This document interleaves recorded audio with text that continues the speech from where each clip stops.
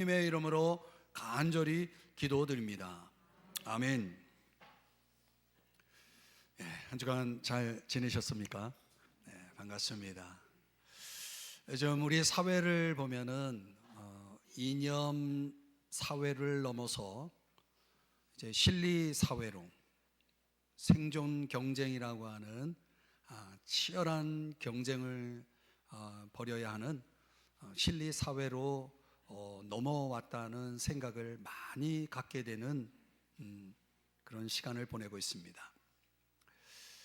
그러다 보니까 이런 경쟁 속에서 밀려난 사람들, 많은 분들이 삶의 무게감에 시리에 빠지고 신음하는 소리들도 들려옵니다. 이런 것이 또 지나치다 보면 신앙의 어떤 회의라고 하는 그런 곳에 함몰되는 분들도 적지 않은 것 같습니다. 그러다 보면 많은 신앙인들이 이제 이탈하는 그런 현상들이 현대 교회 안에 벌어지고 있는 거죠. 2차 세계대전이 발발하고 유대의 지식인들 가운데 상당수가 무신론자로 돌아섰다라는 이야기가 있습니다. 그 이유가 뭐냐면은 그 지식인들이 볼 때에 정말 하나님이 살아계시다면 저 처참하게 죽어가는 우리 민족, 여러분이 잘 아는 나치의 학살로 인해서 처참하게 죽어가는 저 우리 민족의 저 수많은 사람들을 그냥 지켜만 볼 수 있는가? 이 물음을 던진 지식인들 가운데 상당수가 무신론자가 되었다는 말입니다. 저는 오늘날 이 유사한 의문들이 우리 시대 속에도, 우리 사회 속에도 많이 있다라고 생각이 됩니다. 그래서 신앙의 문턱을 넘어서지 못하는 사람도 많고, 오히려 신앙의 자리에 있다가 그 자리를 떠나는 사람들도 적지 않다는 것을 목회자인 저는 잘 보고 있습니다. 여러분, 왜 의인이 고난을 받아야 됩니까? 왜 불의한 자가 잘 사는 것입니까? 왜 정직한 사람이 고통을 받아야 할까요? 부정직한 사람들이 큰 소리 치면서 사는 세상은 무엇입니까? 왜 믿는 사람들이 세상에서 위축되고 믿지 않는 사람들이 길을 펴고 있는 이유는 무엇입니까? 하나님께 실망한 사람들의 질문이죠. 이런 회의가, 이런 절망들이 사람들을 덮게 되면은 결국은 결론을 내리는 거죠. 신앙은 소용이 없다. 포기해버리는 거죠. 하나님에 대해서, 기독교에 대해서 더 이상 기대할 수 없는 회의와 포기가 정당하다는 결론을 내릴 수밖에 없는 거죠. 그러나 여러분, 이 결론이 내려지기 전에 반드시 한 가지 전제가 있어야 한다는 사실입니다. 그것은 무엇일까요? 그것은 마지막 심판이 없다면 이라는 전제입니다. 마지막 심판이 없다면. 여러분, 과연 마지막 심판은 없는 걸까요? 저는 이 성 어거스틴의 심판에 대한 정의를 좀 생각해 볼 필요가 있다고 생각됩니다. 성 어거스틴이 심판을 이렇게 정의했습니다. 그릇된 역사를 교정하는 하나님의 손길이다. 여러분, 우리가 바라볼 때 우리가 경험하고 있는 역사, 얼마나 잘못된 것들이 많습니까? 그런 것들을 바로잡지 못한다면 이 세상은 너무나 불공평하고 너무나 부당한 거죠.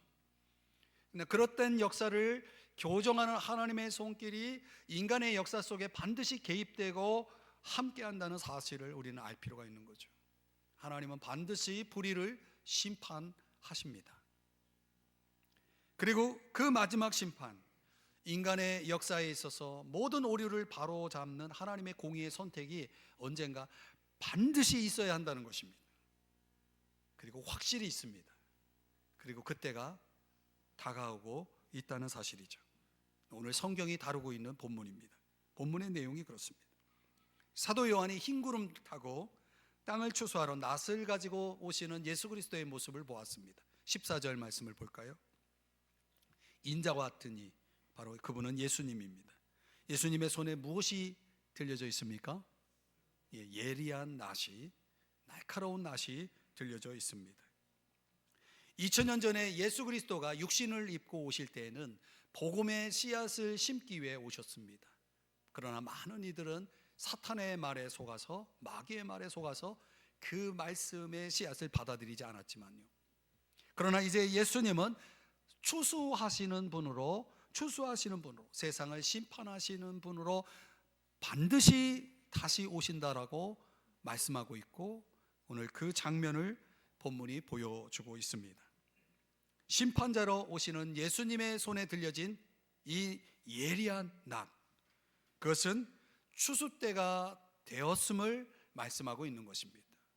이 추수 때 우리 주님이 들고 있는 그 낫, 그것이 거두게 될 두 가지의 추수가 있습니다. 첫 번째는 알곡입니다. 알곡 추수. 자, 오늘 본문 15절 16절 말씀을 보시면은, 또 다른 천사가 성전으로부터 나와 구름 위에 앉은 이를 향하여 큰 음성으로 외쳐 이르되 당신의 낫을 휘둘러 거두소서. 당신의 곡식이 다 익어 거둘 때가 이르렀음이니이다 하니. 16절은 여러분이 읽어주시겠습니까? 시작.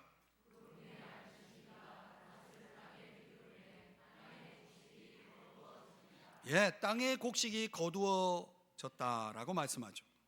땅의 곡식이 다 익어 거둘 때가 되면 이 일이 벌어진다는 거죠.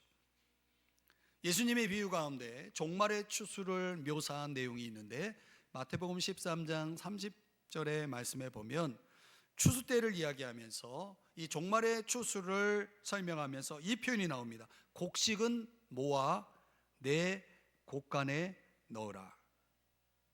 곡식을 어디에다 넣어요? 곡간에 넣는다는 거죠. 이 말씀을 예수님의 그 종말론 교훈을 주신 말씀 마태복음 24장에서는 이렇게 설명합니다. 인자가 구름을 타고 오실 것인데 그의 택하신 자들을 하늘 이 끝에서 저 끝까지 사방에서 모으리라. 자, 곡식을 곡간에 넣으라는 말씀과 택하신 자들을 모으신다는 이 말씀을 연결해 보면, 마지막 추수는, 주의 재림 때에 이루어지는 이 마지막 추수는 이런 방식으로 택하신 자들을 곡식으로 설명하고 있으면서 그것을 거두어서 천국 곡간에 넣게 될 것이다 라고 말씀하는 거죠. 그러면 궁금한 것은 여기서 말하는 택하신 자들은 누구일까요? 여기에 대한 아주 좋은 성경 구절이 있습니다. 마태복음 3장에 보면은 세례 요한이 다음과 같이 선포합니다. 나는 너희로 회개하게 하기 위하여 물로 세례를 베풀거니와 내 뒤에 오시는 이는 나보다 능력이 많으시니. 예수님에 대해서 설명하고 있는 거죠. 그 예수님은 성령과 불로 너희에게 세례를 베푸실 것이요. 뭘 베풀어요? 성령 세례를 베푸시겠다라고 말씀하고 있죠. 12절은 여러분이 읽어주세요. 시작.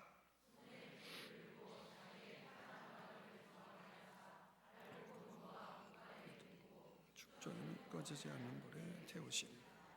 자, 12절, 11절, 12절을 연결해서 보면 알곡은 모아 곡간에 드리고, 앞에서 설명해 드린 내용의 반복이죠. 근데 그러면 이 알곡은 뭐가 연결되어 있냐면 11절과 연결되어 있죠. 11절이 뭐예요? 성령 세례. 그러니까 여기서 말하는 알곡은 성령의 역사를 통해서 회개하고 믿음으로 주님 앞에 나온 자들을 가리키는구나 라는 것을 알 수가 있어요. 그들이 바로 택하신 자들이라고 설명하고 있는 거죠. 그러면 성령을 통해 회개하고 예수 믿어서 하나님 앞에, 주님 앞에 나온 자들을 좀 더 자세히 설명해 준 성경을 한번 들여다보면 요한복음 3장에서 예수님께서 이렇게 말씀했어요. 사람이 거듭나지 아니하면 하나님 나라를 볼 수 없다, 이렇게 선언하셨어요. 이걸 누구에게 지금 말씀하셨냐면 니고데모라고 하는 사람에게 설명한 것입니다. 4절을 말씀해 보시면 니고데모가 뭐라고 답을 하냐면, 사람이 늙으면 어떻게 다시 태어날 수 있습니까? 두 번째 모태에 들어갔다가 다시 태어날 수 있겠습니까? 이런 말도 안 되는 말을 하고 있는 거죠.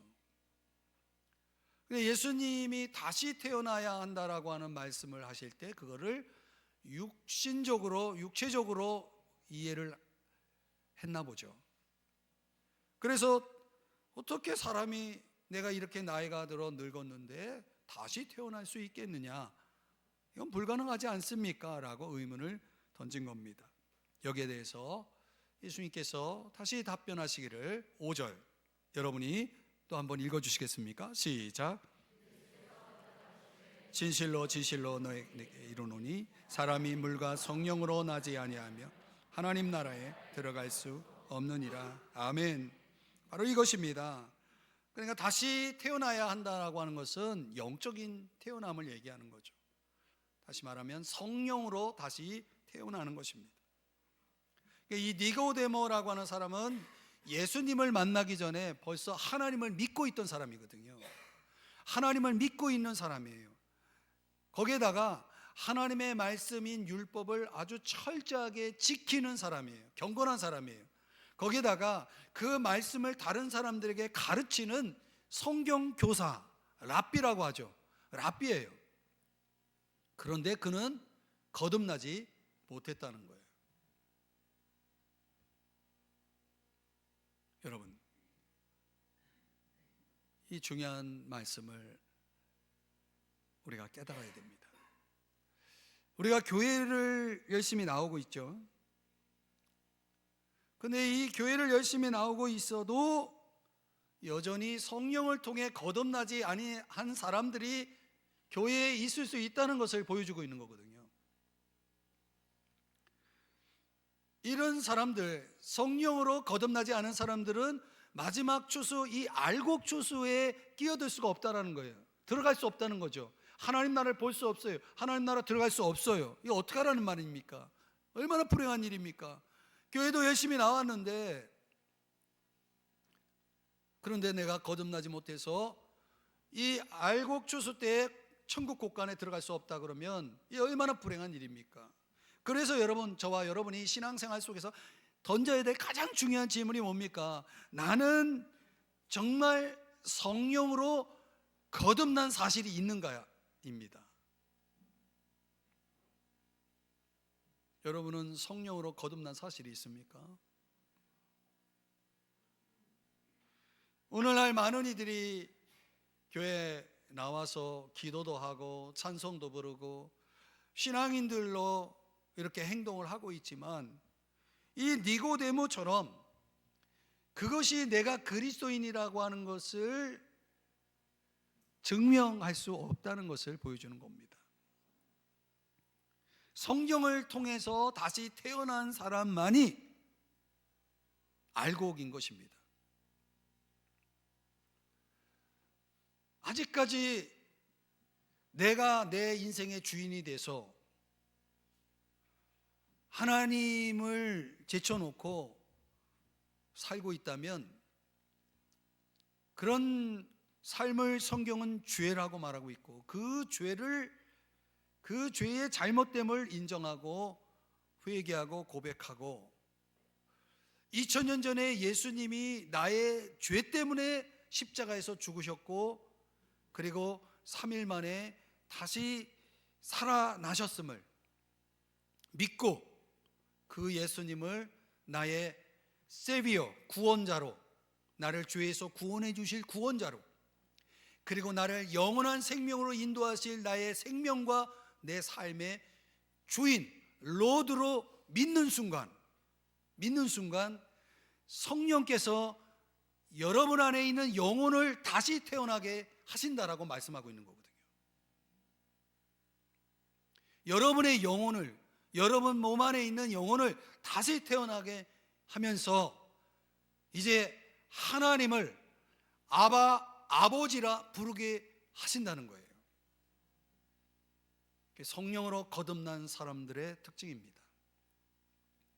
그래서 로마서 8장 9절에 뭐라고 말씀하냐면, 누구든지 그리스도의 영이 없으면 그리스도의 사람이 아니다 라고 말씀하고 있는 거예요.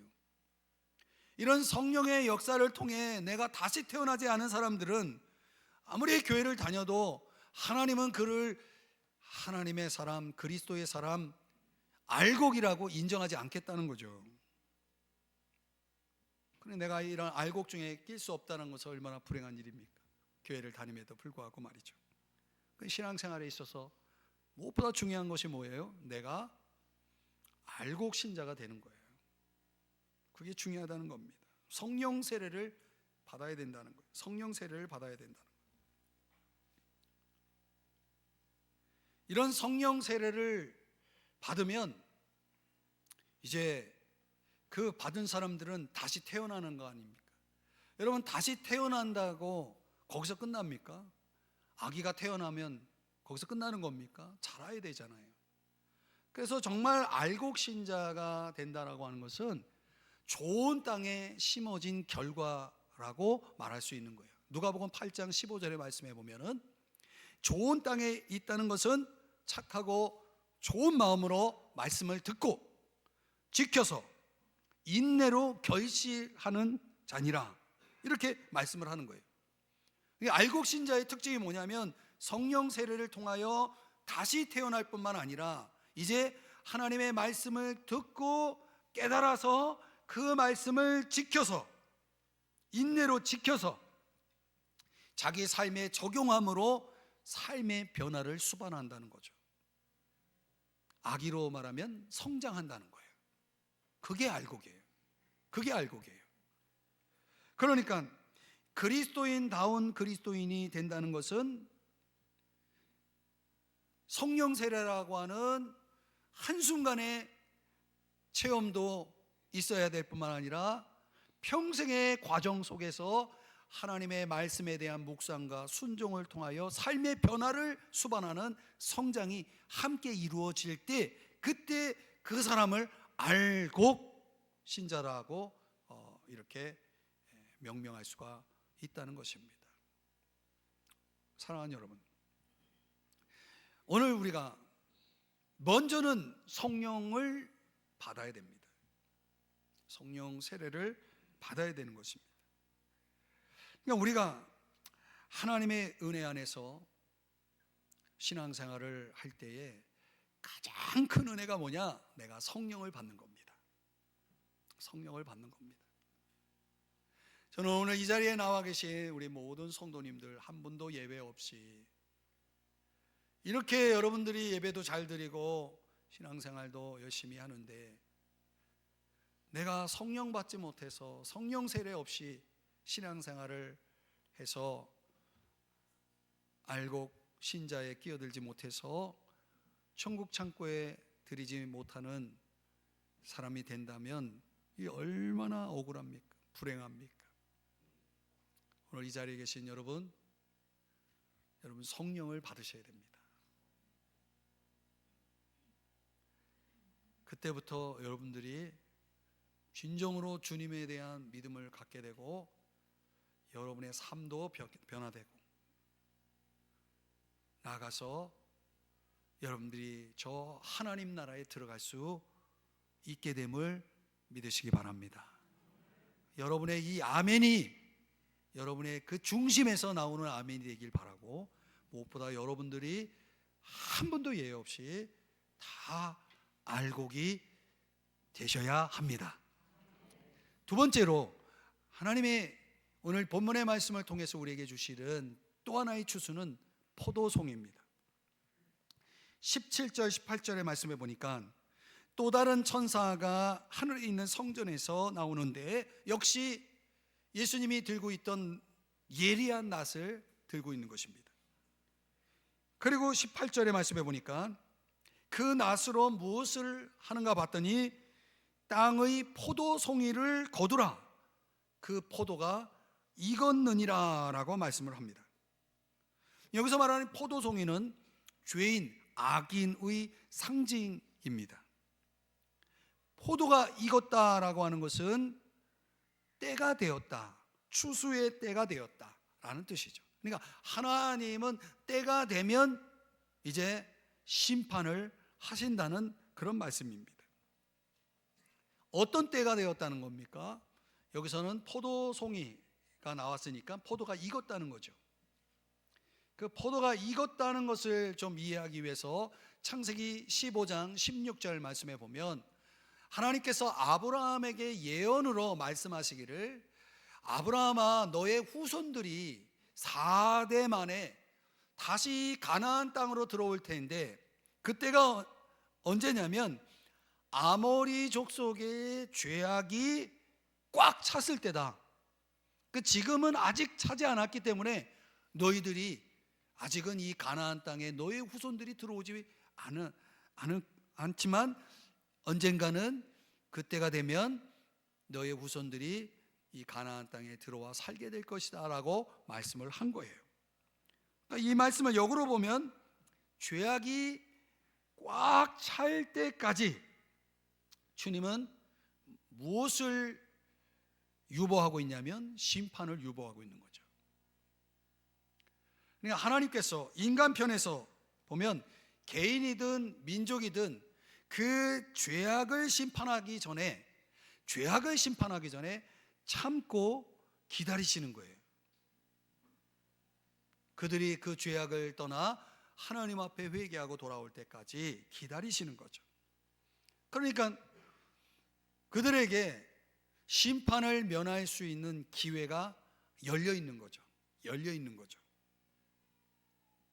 여러분, 성 어거스틴이 하나님의 속성을 가르치면서 하나님이 할 수 없는 3가지가 있다라고 말씀했어요. 하나님이 할 수 없는 게 있어요. 하나님은 전능하신데 모든 거 할 수 있는데 할 수 없는 3가지가 있어요. 하나님의 속성상 첫 번째는 하나님은 죽으실 수가 없어요. 그래서 하나님은 항상 살아계시는 겁니다. 하나님은 반드시 계시는 겁니다. 또 하나님은 회개하지 않은 사람을 구원할 수가 없어요. 이건 하나님의 공의의 속성 때문에 그렇습니다. 회개하지 않은 사람을 구원할 수가 없어요. 또 회개한 사람들을 벌하실 수가 없어요. 이건 하나님의 사랑의 속성에 근거해서 그렇습니다. 그러니까 오늘 하나님은 뭘 기다리고 있는 겁니까? 왜 심판을 유보하고 있는 겁니까? 회개하고 죄악을 떠나 주님 앞에 돌아올 때, 바로 그 때를 기다리면서 참고 계시는 거죠. 그러나 여러분, 그 때도 언젠가는 그 기다림의 시간도 끝이 난다는 거예요. 요엘 3장 13절의 말씀에 보면은 포도주 틀이 가득히 차고 포도주 독이 넘치니 그들의 악이 크민이로다. 큽니다. 크다는 것은 꽉 찼다는 얘기죠.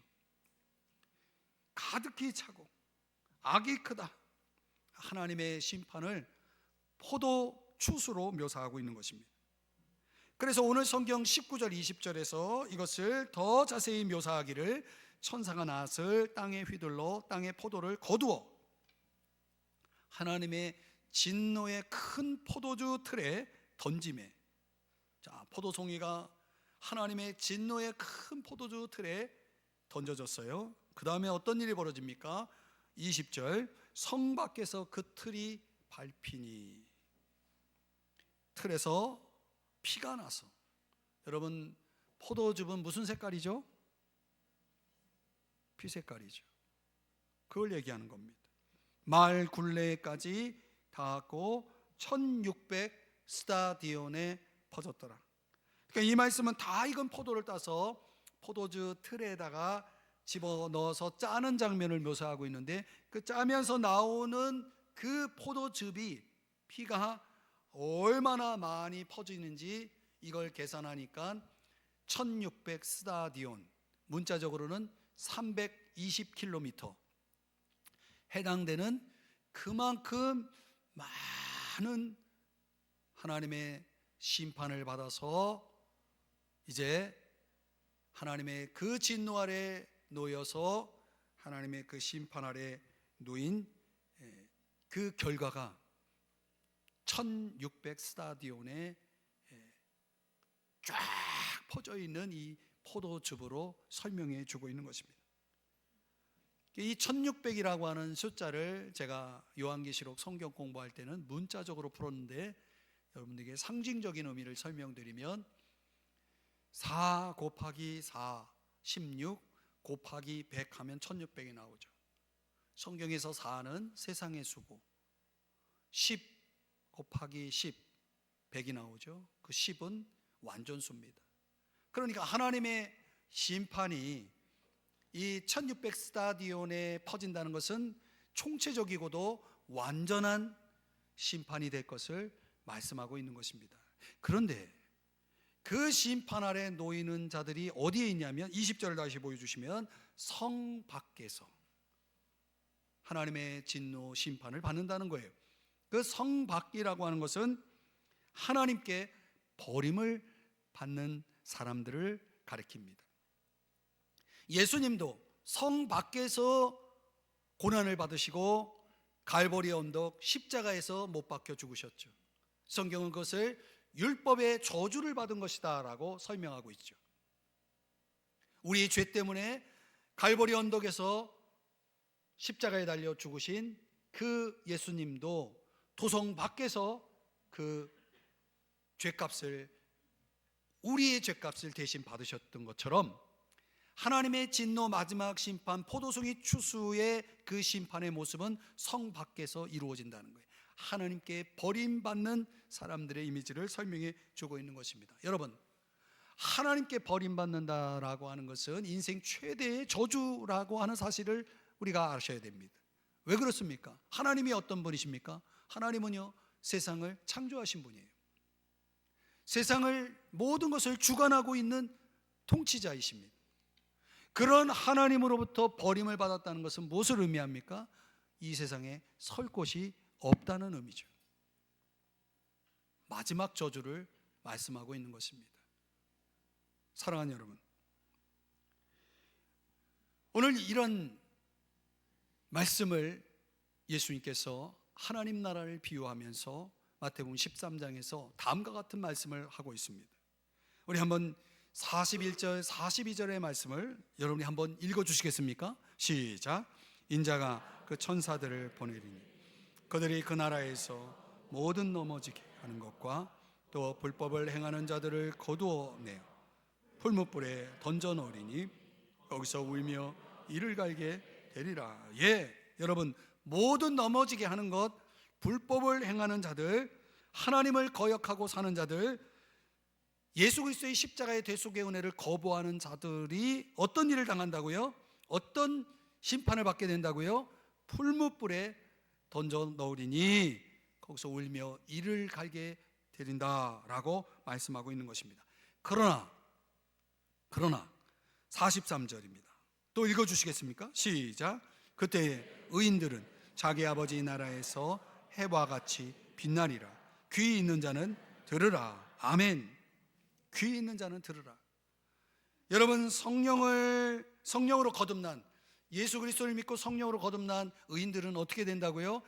아버지 나라, 하나님 나라에서 해와 같이 빛날 것이다 라고 말씀을 하고 있는 거예요. 이게 마지막 추수의 결과라고 말씀하고 있는 것입니다. 그렇다면 여러분, 여기서 우리가 중요한 두 가지 질문을 던져야 합니다. 이 마태복음 13장에서 주님 말씀하신 이 말씀의 근거에 볼 때, 오늘 이 말씀을 우리에게 적용해서 볼 때 첫 번째 질문이 뭡니까? 나는 알곡인가 포도송이인가? 입니다. 여러분들은 주님 나라에 들어갈 준비가 되어 있으십니까? 고린도후서 13장 5절에서 바울이 뭐라고 권면합니까? 너희는 믿음 안에 있는가? 자, 이 물음을 놓고 너희 자신을 시험하고 테스트하고 너희 자신을 확증하라, 이렇게 말씀하고 있어요. 예수 그리스도께서 너희 안에 계신 줄을 너희가 스스로 알지 못한다면 너희는 버림받은 자다, 성 밖에 있는 자다, 하나님의 진노의 포도주 틀에 들어갈 자들이다 라고 말씀하고 있는 거예요. 그렇다면 여러분, 저와 여러분이 교회 안에서 물어야 될 중요한 질문이 바로 이것 아닙니까? 내가 믿음 안에 있는가? 여전히 교회 안에서도 주님이 자기 안에 계시다는 사실을 확신하지 못하는 사람들, 그런 사람들 있죠. 주님이 내 안에 계시다는 거, 내 안에 영원한 생명이 선물로 주어졌다는 거, 나에게 영생이 있다는 사실, 예수 그리스도가 살아계시다는 사실이 확실하지 않다면 나는 포도송이 추수에 해당되는 사람이라는 거예요. 버림받은 자라는 거예요. 여러분, 저는 신앙생활하고 제가 목회를 하면서 그런 성도님들을 참 많이 만났습니다. 믿어지지가 않아요. 저는 믿고 싶은데 믿어지지가 않아요. 그렇게 답변하시는 분들을 너무 많이 만났습니다. 제가 그분들에게 말씀드리고 싶어요. 여러분, 신앙이라는 게 정말 믿어지는 것일까요? 저도 20대 초반에 예수님을 처음 믿게 된 사람이지만 제가 믿을 수 있어서 믿었을까요? 그러니까 인간의 이성으로 과연 그 믿음의 문을 들어설 수 있을까요? 어느 학자가 던진 말이지만 믿는 자에게는 설명할 필요가 없고 믿지 않는 자에게는 설명이 불가능하다고 그랬어요. 여러분, 아무리 내가 이성적으로 예수 그리스도가 나를 위해 하신 일, 예수 그리스도가 어떤 분이신지를 여러분들이 100번, 1000번을 들었다 해서 그것을 여러분이 이성적인 판단에 의해서 여러분이 내가 믿자라는 결론을 내릴 때를 기다린다면 죄송하지만 여러분들은 그 문에 들어설 날은 오지 않을 겁니다. 저도 그랬어요. 무엇을 얘기합니까? 믿음은요, 은혜예요. 믿음은 은혜인 겁니다. 은혜에 의하여 믿음으로 말미암아 구원을 얻는 거예요. 그래서 그 구원을 우리는 하나님의 선물이다라고 말하고 있고, 그래서 누구도 자랑할 수 없는, 내 공로도 아니고 내 노력도 아니고 내 열심도 아니고 내가 열심히 믿어보려고 해서 믿어졌다 하면 그건 내 공로죠. 내가 자랑할 만한 거죠. 그러나 믿음은 그런 게 아니라고 성경은 말씀하고 있거든요.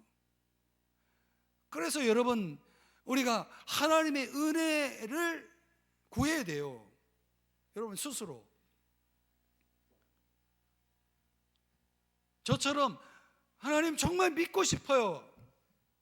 제가 믿을 수 있게 해주세요. 여러분, 진정한 마음으로 여러분이 그렇게 주님 앞에 두 손을 들면 여러분 주님 만납니다.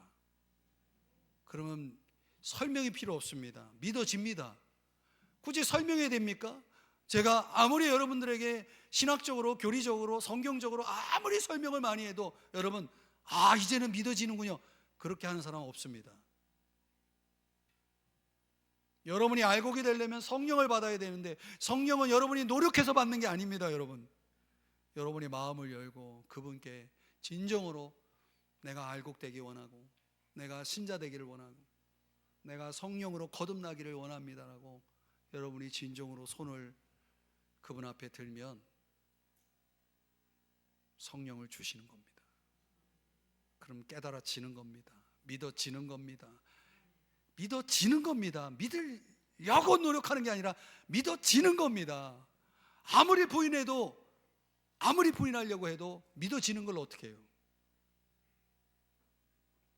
사랑하는 여러분 가운데 아직도 믿어지지 않는 분들이 있습니까?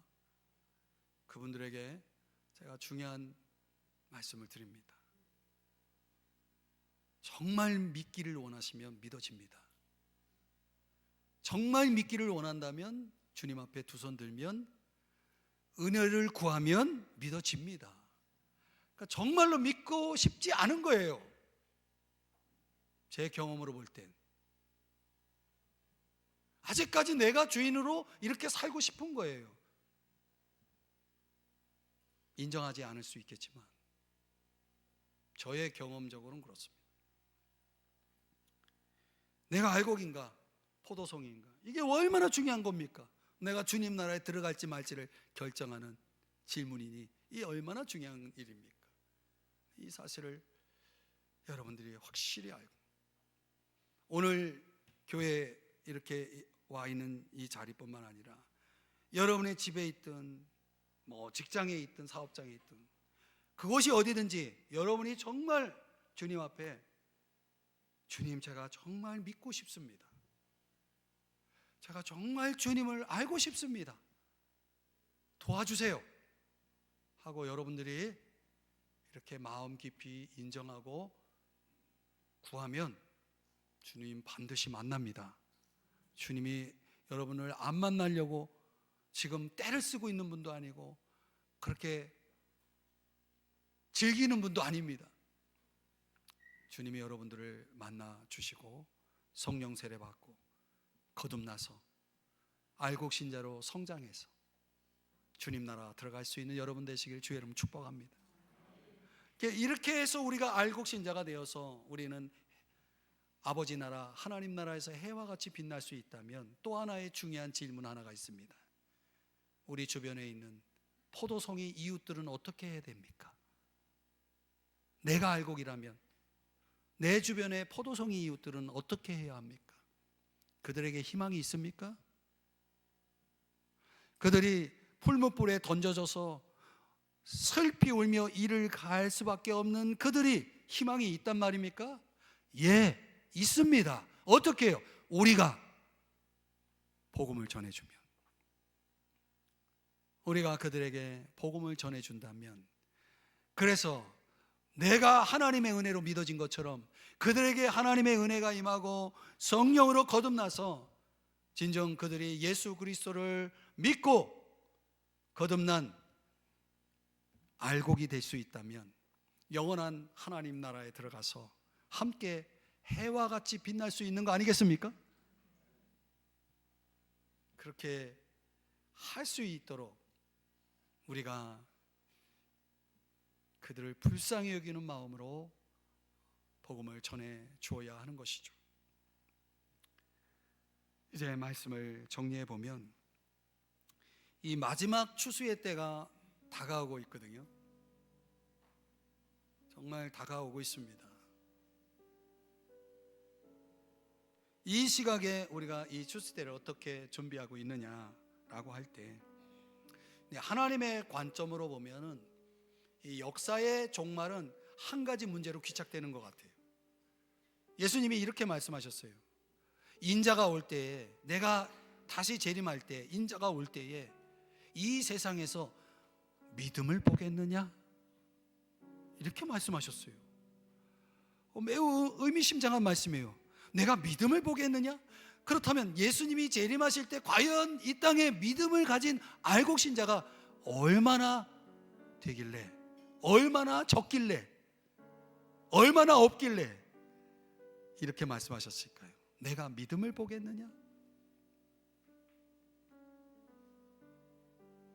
여러분, 마지막은 점점 가까우고 있고 알곡 추수, 포도송이 추수의 때가 다가오고 있는데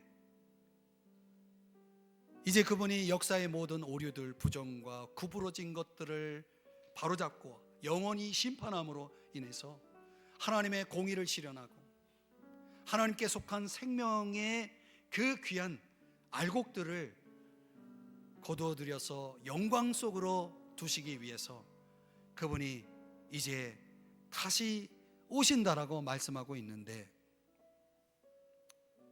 우리는 우리 사회, 이 피로 사회 속에, 실리 사회 속에서 현실의 짐에 눌려서 이 주의 추수의 때를 준비하지 못하고 살아가고 있다는 것은 얼마나 안타까운 일인가요?